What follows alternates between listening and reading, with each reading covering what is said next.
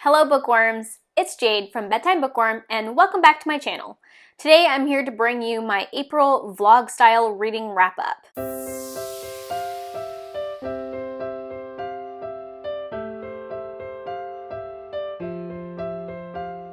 This one is going to be a long one, guys. I have 7 books to talk to you about in this video. I've already started editing the footage that I have, and it's a beast. To make this video easier to watch for everyone, I'm going to include timestamps down in the description box for each section of the video that I talk about each book. One of them is a book that I didn't finish. I actually didn't officially DNF it. I put it on pause, which I explain in the video. But out of the 6 books that I finished and I rated, I had 1 2-star book, I had 1 3-star book, 2 4 stars, and 2 5-star books. The books that I'm going to talk about in this video, in the order that they appear, are The Sea of Tranquility by Katja Millay, Dreamology by Lucy Keating, The Gone World by Tom Sweterlitsch, A Conjuring of Light by V.E. Schwab, Children of Blood and Bone by Tomi Adeyemi, Unbury Carol by Josh Malerman, and Save the Cat by Blake Snyder, which is a book about craft or writing. So if you want to hear more of my in-depth thoughts on any of those books, stay tuned or check out the description box to jump directly to the book that you're interested in hearing about. Hello bookworms. So it is currently April 10, and I've already finished 2 books. They were both contemporary romances. That's right, I read 2 contemporary romances in a row. I don't know what's happening. One I loved, and the second one was just okay. So the first book that I finished in the month of April was The Sea of Tranquility by Katja Millay. This is a book that I really haven't seen around BookTube very much, but when I very first got onto the online book community back at the end of 2014 when I started my blog, I feel like I found this book on a lot of people's best of the year lists, and then I stopped hearing about it completely, and I've gone to remove it from my TBR a handful of times, but I have not removed it because it actually has really good ratings on Goodreads. I actually have a special shelf for just a way that I tag books like that are on my Goodreads TBR that are mostly 5 stars, just because I feel like if it's really getting that many high ratings, I really want to give it a shot and see what I think. The reason why I ended up picking this book up now, even though it's been sitting on my Goodreads TBR for a couple of years now, is because I pulled it out of my TBR jar. This is a YA contemporary romance. While this is a lot darker than most contemporary romances, it is still primarily a romance book. So I wasn't really sure going into it if I was going to love it as much as everybody else on Goodreads apparently did. Basically, this book is about 2 people who are very broken or have had traumatic pasts and have dealt with them in different ways. The female main character, one of the ways she is dealing with the trauma of her past is that she has become a selective mute. This book did have a little bit of a mystery vibe, I guess, because you don't find out what happened to the main character, Nastia, until the end of the book. You find out bits and pieces here and there as you go through the book, but you don't get the full picture until the end of the book. So that was a fun mystery element that added to the story. It's just basically about these 2 people who are very different from each other, but both have had traumatic pasts, and about them falling in love. This book was pretty emotional. I cried, but I cry really easily, so that doesn't necessarily mean anything. But I found this to be emotionally hard-hitting. The romance was so heartbreaking for me to watch them go through their ups and downs and things.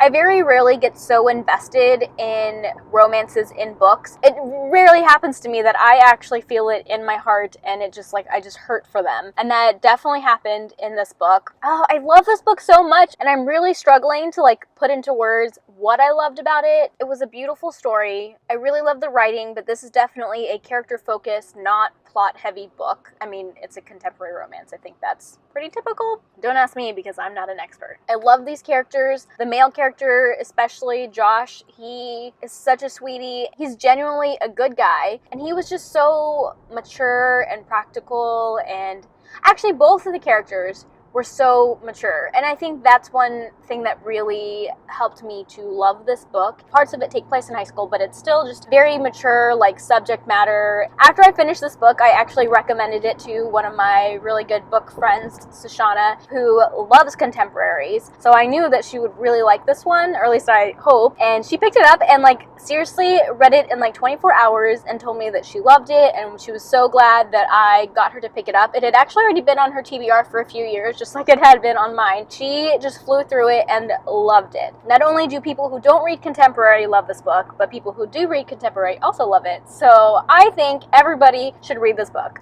Definitely know that it is an emotional read. It's not fluffy. I guess I should give a trigger warning for assault, traumatic past, loss of family members. I think that's it. I will say there was one thing about the plot that I was kind of iffy on. Like, when I first read it, I was like, well, that was dumb. Like, that doesn't make any sense. But I don't think it was supposed to make sense, because even the other character is, like, confused by this thing that happens, and I can't be specific because of spoilers. The other main character had to kind of work through it, and that, in the end, is what brought me around to it. I think that it wasn't necessarily supposed to make sense, but it all ties in with, like, healing after trauma and how people, you know, heal differently, and sometimes the way that people heal doesn't make sense, and that's okay. Anyways, Sea of Tranquility, I highly recommend to everybody. It was so good. If you couldn't tell, I gave Sea of Tranquility 5 out of 5 stars. I loved it so much, and I'm just like starting the month out with a bang with that one. Oh, and I have decided that I want to start making a little more clear what books I read are from the library. I mean, pretty much everything I read is from the library, but in my wrap-ups I don't really mention it, so if you didn't know that about me, you wouldn't always know. And I don't know, I want to advertise that I use the library a lot so that people like know that about me. So Sea of Tranquility I read as a physical book. It was actually paperback from my library. The next book that I finished in April was also a contemporary romance. This I also got from my library. It was available on Hoopla as an audiobook, which, if you guys aren't familiar with Hoopla, it is a on-demand library service. You can get ebooks and movies and TV shows and I think music too, but I primarily use it for audiobooks. What I love about it is that it's on demand. You have a certain number of things that you can check out every month, but there's never a wait on anything. You can just start reading or listening to something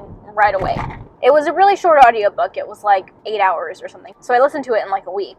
I also pulled this out of my TBR jar, actually. I actually don't know if I said what it was called, but it was Dreamology. This one hasn't really been talked about much lately, but when it first came out, there was quite a bit of buzz around it, and there were some people who were saying, I don't usually like contemporary, but I really like this one. And while I enjoyed this one, this was just like an average fluffy contemporary for me. I guess I should tell you what it's about.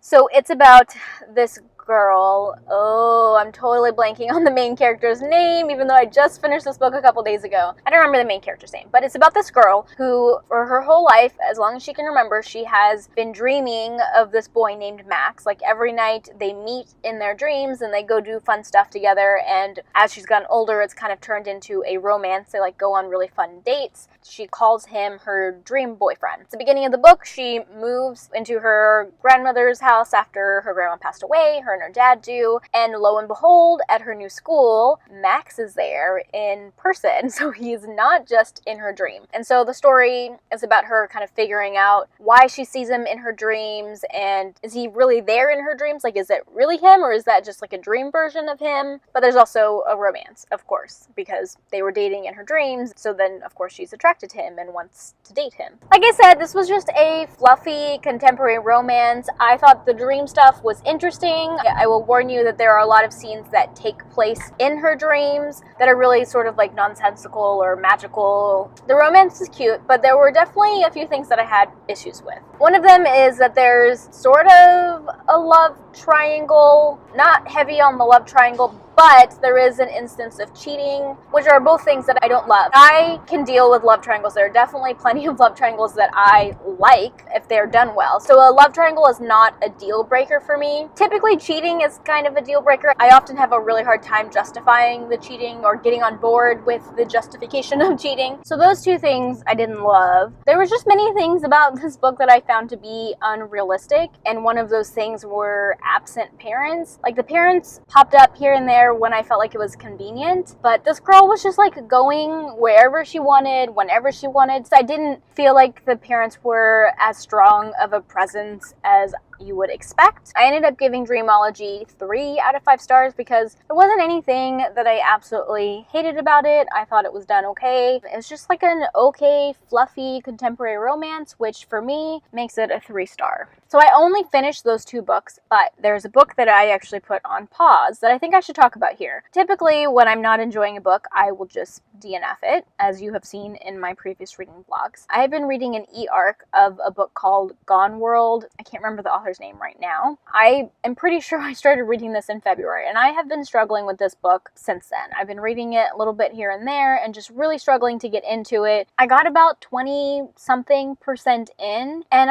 it's not grabbing me. So when I DNF a book, try to really think about why I'm DNFing it, and I will only DNF it if I really feel like it's a book that I am not enjoying because of the way it was written or like the characters, and it's not like a timing thing. You know, sometimes it's just a mood thing and you're just not in the mood to read that. And so I try to be really cognizant of the reasons why I'm not enjoying a book, at least as much as you can be. Even though I'm struggling with this book, I have decided not to DNF it because I think this is a timing thing. I think I'm just not in the mood for this book and I want to try it again at a different time. So instead of DNFing it, I have put it on my paused shelf, which is a shelf I created on Goodreads. I use Goodreads for everything. Helps me stay very organized. I love that I can create different shelves for different things. So I have a paused shelf and I have moved Gone World to that shelf. I don't want to talk too much about the book, but I will just try to give a little synopsis of it. This is an adult book and it is a like sci-fi thriller, I think kind of like a mystery. Yeah, it's like a mystery. So it's kind of like a crime procedural book, which I don't read a lot of those actually, but there's an element of time travel and parallel alternate universe stuff, which sounds amazing, and that is why I requested it. I honestly really couldn't pinpoint why I was struggling with this book, and that's one of the reasons why I put it on my paused shelf, because it's not like there was anything about it that stood out to me as reasons why I wasn't enjoying it.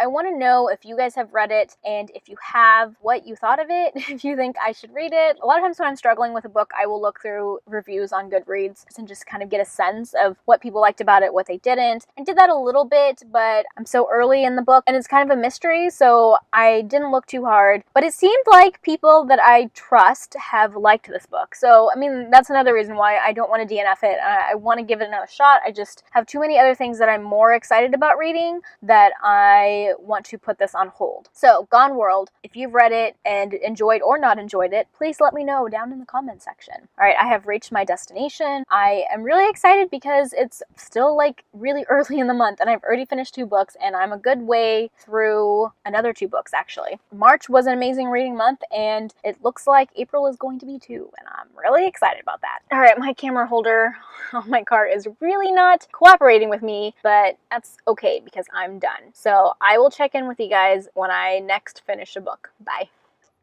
Hey guys, so it is April 19th and I finished another book. I have to say, I haven't been reading as much lately as I would like to, but Pokemon Go has come back into my life and I've been playing a lot for the past couple weeks with my husband. I actually just did a live show last weekend with Steve from the Lawn Gnome all about Pokemon, so if you guys are interested in that, I will link that for you guys down below. But the book that I finished was A Conjuring of Light by V.E. Schwab. It is the 3rd and final book in the Shades of Magic series, or at least the first trilogy. I think it's come out that she's going to write more books in this world, but this is like a completed story arc. I have been looking forward to reading this book for so long. I don't know why I kept putting it off, but I don't think I really wanted it to end. I've really loved the series so far. I love all of the characters. I don't know, I kept putting off finishing the series, but I did it, and I have to say that I am very satisfied. I really enjoyed it. V.E. Schwab isn't always kind to her characters, so I was expecting some heartbreak, and in that sense, I think that the series is very satisfying. I don't know why I'm at such a loss for words when it comes to talking about this finale. It's not because I didn't like it, because I loved it. I gave it 5 stars. I enjoyed every single single second while I was reading it. I didn't feel like it lagged anywhere. I loved everything about it. I don't think I really have any complaints. I was a little surprised that I didn't cry. I was emotionally impacted, but for some reason I didn't cry. I am an easy crier, so I fully anticipated that I would, but I didn't, which is kind of weird for me. There are definitely things in this book that made me sad, and I teared up a few times, but I didn't actually cry. But that doesn't take away from how good of a book this was and how satisfying the ending was. Everything wrapped up really nicely. I really love all of the different character story arcs. I love the plot and how it all wrapped up. I feel like I'm not really saying words that mean anything, but I don't know how to talk about this last book. I don't know why. And I don't have a lot to say other than I loved it and it was satisfying. And if you enjoyed the first two books, definitely read the last one. Like, I don't know why you wouldn't. Yeah, I loved it. Go read it. If you like adult fantasy, go check it out. If you don't usually find series enders to be satisfying, I feel like this one still would be satisfying for a lot of people. Anyways, pretty short check-in talking about that book because I just don't really have a lot to say other than I loved it and you should read it. Hopefully I have a couple more books to check in with you guys later on this month. We shall see. Hello, bookworms. Okay, so within the last week, I have finished 3 books. One of them was really short, but still, I can't believe I finished like 3 books within the span of a week. 2 of them I finished within a couple days of each other. But sometimes that's just what happens when you read multiple books at once. Stars align and you finish so many of them close together. The first book that I finished since the last time I talked to you was actually Children of Blood and Bone by Tomi Adeyemi. I did film a standalone review for this. I have no idea when I'm going to get it up. Definitely not before this video. But keep a lookout for that video if you're interested in some of my more in-depth thoughts. Basically, what I want to say about it is that it was really good. If you're wondering if the hype is real, I would say yes, it's real. I did give it 4 out of 5 stars. It wasn't perfect. There are definitely things about it that I didn't love. This is a young adult high fantasy that is West African inspired. And that was one of the things that I loved about it. The world and the cultures that are presented in the book are so interesting and unique and like different from most of the things that I've read. I listened to it on audio, which I would definitely recommend. The narrator is the same narrator for The Hate U Give, and she is so talented and amazing. One good thing about listening to it on audio is that the narrator did a great job with like accents and with pronunciation of these like West African inspired words, which I would have butchered in my mind, and I can guarantee that all of the characters would have sounded super white in my head if I hadn't listened to the audiobook. I love the magic system in this book. It's pretty unique. There's definitely a lot to it. At the same time, it's also very unstructured. There were things that I was confused about the magic system. Like I didn't understand why certain characters could do certain things. Some parts of the magic system definitely came really easy to some of the main characters, and that frustrated me because I was like, how do you know how to do that? You haven't learned how to do magic. But basically, the magic system was interesting. It just wasn't very structured, and I had some questions about some of the things that were happening related to the magic system. I loved most of the characters. To be honest, the main character is Zaylee. She's a main character who's really stubborn and rushes into things and doesn't think things through. Like, that's just part of her personality. And I find that type of character really difficult to read from because I think they're annoying. I didn't love the main character, but I did love the other 2 POVs that we get. So we get Zaylee's brother as a POV. I loved Zane so much. He cares so much about his sister and really plays that protector role very well. And then you also have a point of view from a princess named Amari, and I loved Amari. She changes a lot throughout the course of the book, and she's just the type of character that I tend to relate to a lot more than Zaylee's type of character. The romance and friendships actually were a little on the fast side, which I know a lot of people have complained about. The author does a really good job of giving different characters various motivations to explain why they're doing the things they do. There are some instances in the plot as well that I was kind of scratching my head at, like, why would you do that? I don't want to go too far into it because I have 2 other books I want to talk about in this clip, and I already know my wrap-up is going to be so long because I'm going to have 6 things in it. But if you want more in-depth reviews and even some of my spoilery thoughts, keep an eye out for my standalone book review that I did and will post. So yes, the hype is real. It is a good, solid fantasy. maybe not perfect, it has its drawbacks, but I still really enjoyed my time. I definitely recommend the audio, and I gave it 4 out of 5 stars. The next book that I finished was actually a book that I'd been reading for a really long time. I struggled so much with this book, guys, and that was Unbury by Josh Malerman. I read Bird Box last year and loved it. It was one of my favorite books of the year, or maybe it was an honorable mention, I don't quite remember, but it was up there. I really enjoyed it, so I was really looking forward to reading Unbury. I did receive an e-arc from NetGalley or Edelweiss, so thank you to the publishers for the opportunity to read this early. Unfortunately, I really did not like this book. I struggled with it, but I wanted to persevere to the end because I thought maybe there would be some sort of resolution that would make me enjoy what I had read more, but that ended up not being true. I will warn you that this book is very different from Bird Box. I guess he might have another book out as well, but I haven't read that, but I heard that's also really different from Bird Box, but I can't speak to that. This, I wouldn't say is a thriller, like, at all. So the premise, if you haven't heard, is about this woman named Carol, and she has this disease or this thing that happens to her where occasionally she goes into a coma and she seems like she's dead, but she's not. The only person who knows she's not really dead is her husband, and at the beginning of the book, the husband decides to take advantage of this and tries to tell everybody else that she's really dead and get her buried so that he can inherit her estate. That all sounds super interesting, but this book was so slow. It was so slow. I had a really hard time pushing through it. Okay, sorry if there was an angle change. My little doohickey is not staying on my dash like it should be. So yeah, I had a really hard time getting through this book. It was really slow. And then there was this element of magical realism or surrealism, some weird stuff happening. That's basically my takeaway from this book, is that it was really weird and it was not thrillery at all. I didn't connect to any of the characters. I didn't care about their plight. I mean, you would think I would care about Carol being buried alive, but somehow I didn't. There was definitely a lot going on in this book, and I just didn't care about any of it. And really, I think it was this like surrealism aspect of it that I didn't like. And it's not that I don't like. Okay, another angle change. I'm just gonna hold this because I'm almost home. And it's not that I don't like surrealism or magical realism in my books ever.